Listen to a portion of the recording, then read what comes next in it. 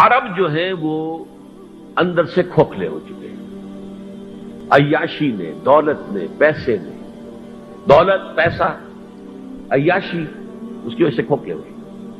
یہاں میں آپ کو دو حدیثیں سنانا چاہتا ہوں۔ سنن ابن ماجہ کی روایت ہے حضرت ابو ہریرہ سے رضی اللہ تعالی عنہ، قال قال رسول اللہ صلی اللہ علیہ وسلم اذا وقعت الملاحم بعث اللہ بعثا من الموالی ہم اکرم العرب فرسا واجودہ سلاحا یوید اللہ بہم الدین، رواہ ابن ماجہ عن ابی ہریرہ رضی اللہ تعالی عنہ۔ جب ملاحم کا دور شروع ہوگا تو اللہ تعالیٰ اٹھائے گا ایک لشکر یا لشکروں پر لشکر موالی میں سے۔ موالی کون ہے؟ عربوں نے جب فتح کیا تھا اس پورے علاقے کو خلافت راشدہ کے دوران، اور پھر وہ لوگ جو ہے، ایک رائے تو یہ تھی کہ انہیں غلام بنایا جائے ساری آبادیوں کو، لیکن یہ کہ حضرت عمر کا اجتہاد تھا، اس کے مطابق جو غلام نہیں بنایا گیا تو وہ موالی کی حیثیت رکھتے ہیں۔ عربوں میں دم نہیں ہے، موالی میں سے لشکر اٹھیں گے کہ جو در حقیقت حضرت مہدی کی حکومت کو قائم کرے گی۔ دوسری حدیث سنیے عن عبداللہ بن الحارث رضی اللہ تعالی عنہ، اور یہ ابن ماجہ کی روایت ہے، قال قال رسول اللہ صلی اللہ علیہ وسلم یخرج الناس من المشرق فیوطئون للمہدی یعنی سلطان، لشکر نکلیں گے، لوگ آئیں گے مشرق سے اور وہ حضرت مہدی کی حکومت کو جمائیں گے اور قائم کریں گے۔ اب ذرا نوٹ کیجئے کہ جزیرہ نما عرب کے مشرق میں کون سے ملک ہیں؟ تین: ایران، افغانستان، پاکستان۔ یہ تین سالڈ مسلم ممالک، مسلم آبادی اکثریت۔ ویسے تو یہ کہ آگے ہندوستان میں 20 کروڑ مسلمان ہیں، لیکن وہ 20 کروڑ جو ہے وہ تو 80 کروڑ کے اندر تحلیل ہو جاتے ہیں غیر مسلموں میں، لیکن یہاں جو معاملہ ہے یہ خالص اکثریت کے اوپر۔ ان میں سے ایران کا معاملہ جہاں تک ہے، نمبر 1 یہ کہ وہ شیعہ عقائد کے حصار میں بند ہے، اس سے ادھر ادھر ہونا اس کے لیے ممکن نہیں۔ حدیث میں یہ بھی آتا کہ اصفہان سے 70,000 یہودی دجال کا ساتھ دیں گے،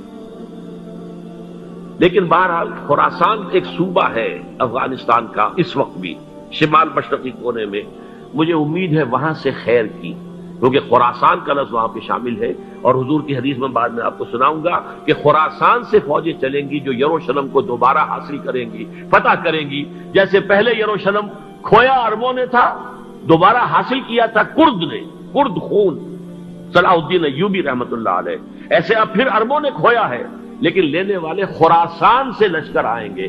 یخرج من خراسان رایات سود لا یردھا شیء حتی تنصب بإیلیا، خراسان کے علاقے سے کالے علم لے کر لشکر چلیں گے جن کے رخ کو کوئی موڑ نہیں سکے گا جب تک کہ وہ جا کر یروشلم میں نصب نہ ہو جائے۔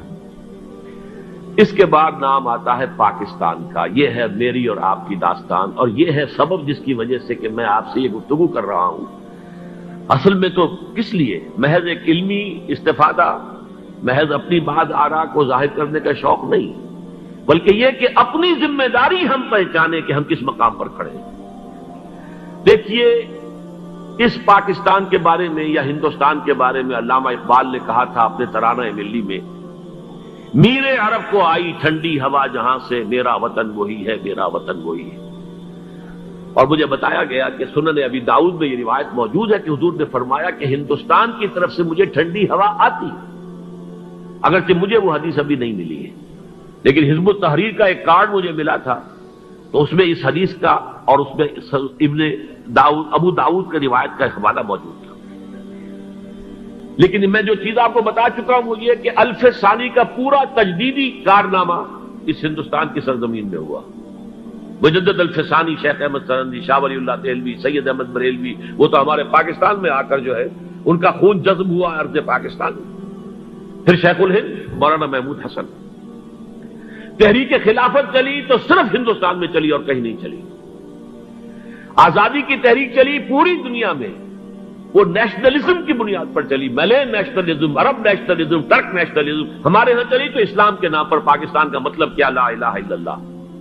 پھر پاکستان قائم ہوا معجزے کے طور پر، بلکہ نازل ہوا ہے لیلۃ القدر میں، انا انزلناہ فی لیلۃ القدر، جیسے قرآن نازل ہوا لیلۃ القدر میں، یہ پاکستان بھی نازل ہوا لیلۃ القدر میں۔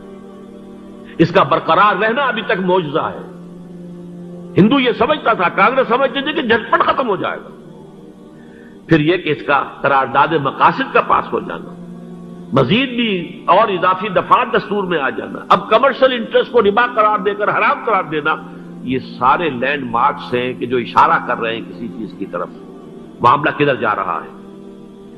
پھر یہ کہ یہ جو 14ویں صدی کے مجدد تھے شیخ الہند، اس کے بعد سے کچھ ایسی شخصیتیں عظیم پیدا ہوئی ہیں ہند میں، جن کو میں سمجھتا ہوں کہ 14ویں صدی کے مجدد اور 15ویں صدی کے مجدد کے درمیان یہ 15ویں صدی کے مجدد کی راہ کو سیدھا کرنے والے، جیسے کہ حضرت یحییٰ نے کہا تھا میں تو آنے والے کا راستہ سیدھا کر رہا ہوں حضرت عیسیٰ کے لیے، ایسے ہی 15ویں صدی کے لیے امام مہدی کے لیے راستہ صاف کرنے والے سب سے پہلے علامہ اقبال، جنہوں نے اسلام کا تصور دین کی حیثیت سے دوبارہ زندہ کیا ہے، ورنہ اسلام ایک مذہب کی شکل اختیار کر چکا تھا۔